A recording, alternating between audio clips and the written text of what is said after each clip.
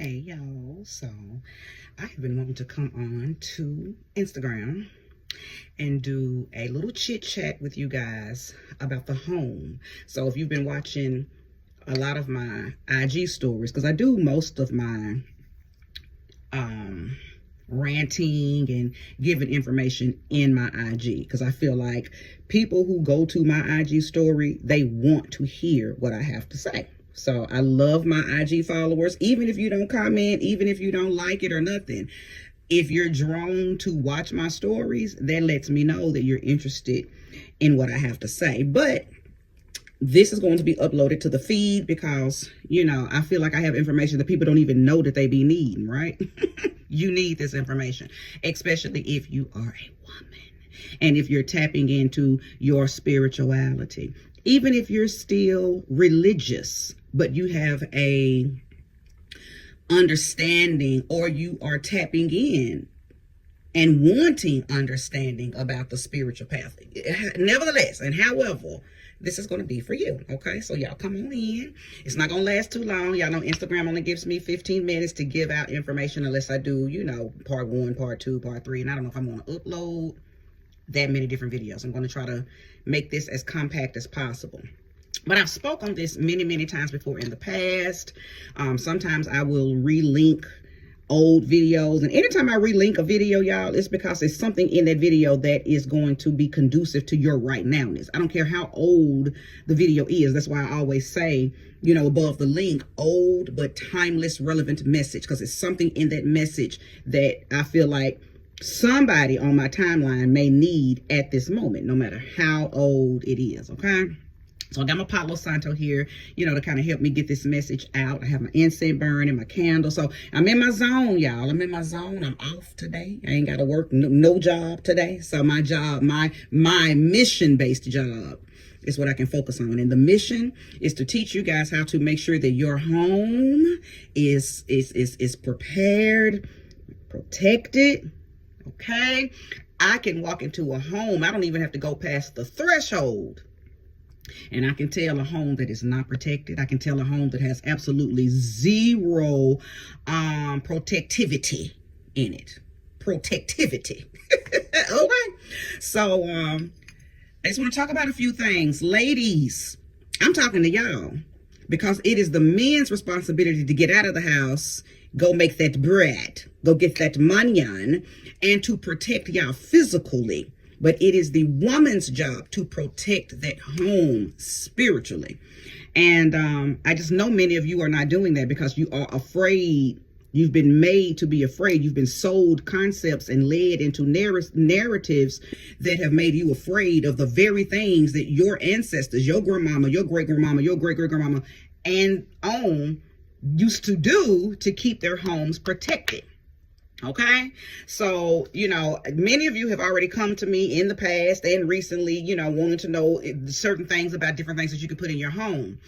I know everybody knows about saging. That is a ancient ritual that has been being done for eons. Okay, most of you don't even do it right though. Okay, now I did a video on my YouTube probably 2 years ago showing the proper way to sage, the proper way to really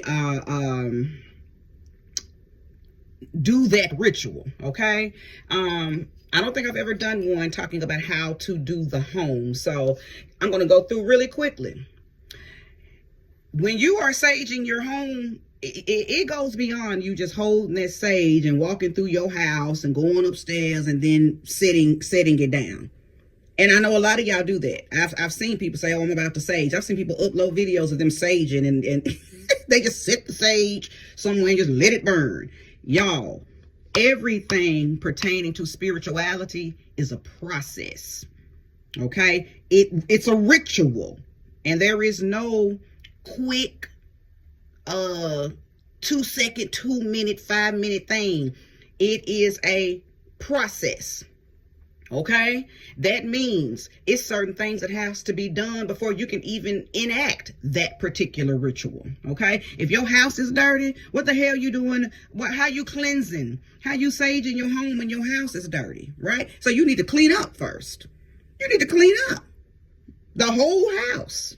Okay? Some of y'all's problems will start with just cleaning up. You might not even need the sage. Just clean your home. Energy stays stagnant in corners of homes, okay? So it's certain things you have to do to the corners of your home. Look at your home as a compass. So you need to handle the north, the south, the east, the west. Every corner of your home needs to be cleansed, cleared, okay? When you get ready to do your saging, it's bigger than just walking through the home. You need to open your doors, open them cabinets, open them closets, open your windows.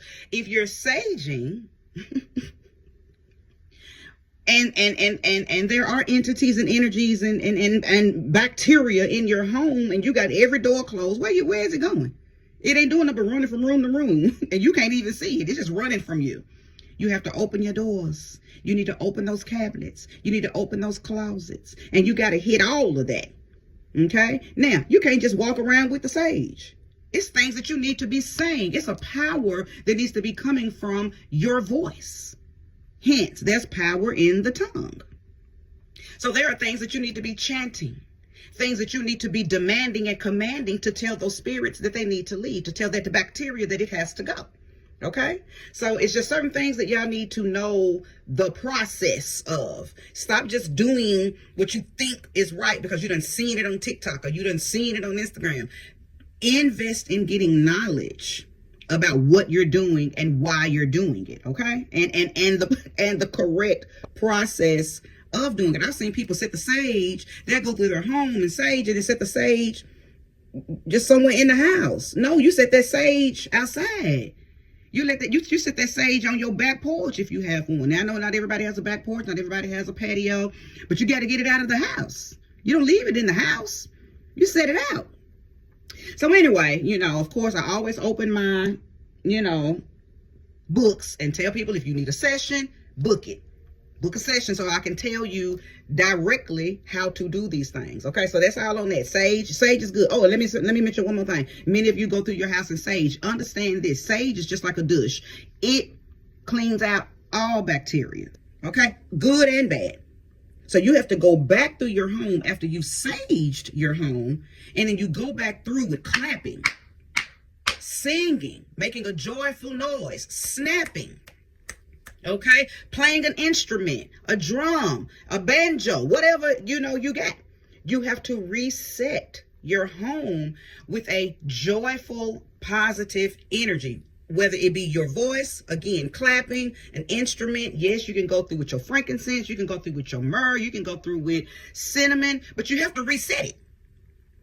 You've gotten rid of everything. Sage gets rid of everything. Okay, because if you think about it, sage is not just, get the energies out. Sage is a reset ritual. But many of y'all don't know that. So hopefully you've listened to this and you've made it to this point and now you understand. Okay, and if you need further, then book a session. I have to make y'all book sessions. I have to make you pay because I spent years giving out free information that I feel like was unappreciated. So now, yes, I demand to be compensated for the wisdom that I know, okay? But this right here that I just gave you, that's free. Take it. That's free. Okay. Second thing, this is going to be probably a little scary for most of y'all because you've been told don't do this or you've heard something about it or you done watched some movie and now you think everything is spooky scary. But you need a servitor.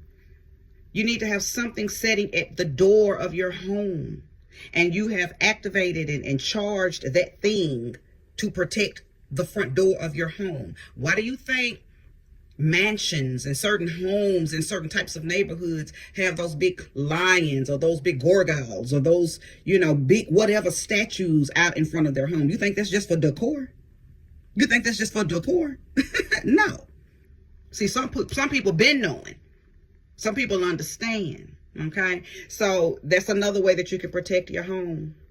Making sure that you have certain items outside your door. And it doesn't have to be a statue. No, some people put brooms outside their door because people understand the broom. Okay, the power of the broom. Some people draw different sigils under their mats.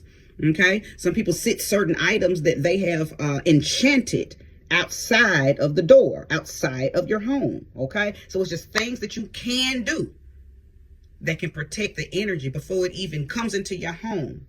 Okay. I remember doing a reading a couple of months ago, and I remember pulling a card, and that was the energy that came from the card, that many women were dating these new men and bringing these new men into their home. And I had said, many of you need to enchant your doors because you don't have good common sense when you meet men. So you bring these men to your home, and because you done lost your mind because he's nice looking, he finna give you some dick, he finna give you some money, you don't tap into what he could possibly really be. You don't see his true nature. But see, if you enchant your door to protect your home from anything that is oppositional of your well-being, you bring that type nigga home, he gonna stop at your door and be like, you know what, let's get a room, or you know what, I changed my mind, or that energy of deception and ulterior motives is gonna leave him, because see, your door, the energy at the front door is gonna stop that negativity from entering. Okay. Now, another thing about doing things to your front door, it don't just work for you, it's gonna work on you. So you at work, you done got into it with them co-workers, or you done had some road rage, and you think you finna bring that negative energy into your home, your own magic will stop you. You gonna drop your damn keys, you gonna drop the groceries, some shit gonna happen to you. Because see, your threshold is protected from anything negative, even if the negativity is coming from you. Okay? So get them doors protected. Again, I'm extending the olive branch. If you want to book a session with me so we can talk further in detail about some of the things that you can do and what you should do, how you can activate and power up your statues if you choose to get statues, okay? Now, talking about statues in the home. Child, listen, because some of y'all's kids and husbands and brothers and sisters, whoever you got in and out of your home, are the problem. But you're not going to put them out because you love them. Okay? People be loving their people. People be loving their family, so they don't want to put people out. I don't operate like that. I don't give a fuck who you are. I don't care how you related to me. If your energy is in opposition to the energy of my home, you got to go. I remember I put one of my daughter's friends out. And she wasn't living with us, but she was in a situation. And for one, she had COVID, and she had a very negative energy. She had to go. I didn't care. Find somewhere else to go. You're not going to stay here with COVID and a fucked up attitude. Okay? So you just got to learn how to put, you can love people and still create boundaries on what they're not going to do. Okay? And if that makes them mad at you, then so be it. Okay? So be it. But like I said, your children, a lot of y'all's children are bringing entities and energies into your home. A lot of your men, you let the man bring his friends and his co-workers home, and they bringing shit into your home. We ourselves, as the woman, the queen of the queendom, sometimes things get attached to us. Nobody is exempt from entities being attached to them. Now, what you can do to make sure that they don't stay attached to you is to keep yourself in a high vibration. Or when you get home, it's just things that you need to do. Spray down. I work in retail. One of my jobs is retail. I encounter a lot of different people all day long. When I get home, child, the way I spray down in my Be Gone spray, the way I go ahead and put my clothes in the washer, the way I go ahead and chant and pray over me, not to mention I'm already having things on me while I'm at work. So entities and energies really don't stay attached to me. I'm too high vibrational. Even though I can get with the shit, I can get on demon time, I don't stay in demon time. That's a choice I make to go there. But my natural state is high vibrational. Anyway, when I get home, it's things that I do still. A process of things that I do, because I don't know who I have encountered while there. Okay, what energies, okay? But many of you have people coming in and out of your home that are unaware of those entities and those energies that are being attached to them. And you wonder why there's a heaviness, a darkness, a energy of argument, and a energy of confrontation, an energy of unlove in your homes sometimes. Even if it doesn't stay, it's there and you can feel it. And it's things that you can do to apprehend it. Okay? Lock it up, throw it out. Okay? I'm going to go ahead and come on with the part 2 because this is about to end.